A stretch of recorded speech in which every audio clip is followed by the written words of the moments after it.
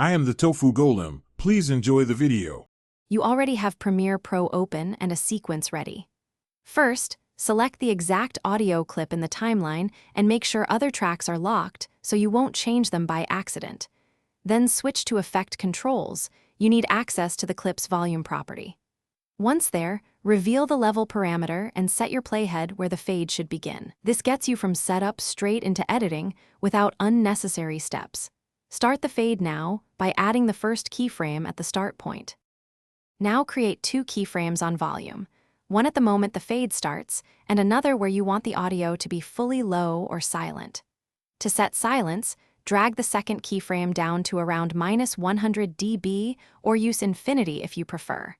Once keyframes exist, move them apart to lengthen the fade or closer to shorten it. Make sure to drag the Bezier handles to smooth the slope. Smoothing gives a natural exponential fade versus an abrupt linear drop. So finish by playing back the region and listening critically. You should hear a smooth transition out. If the overall level is too loud before the fade, use clip gain or audio gain before keyframing so the fade behaves predictably. If keyframes jump when you try to move them, turn snapping off or zoom in deeply to nudge them precisely. Once satisfied, render the sequence to confirm real-time playback.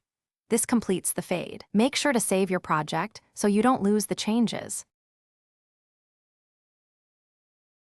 Thanks for watching. Consider subscribing if we helped you today.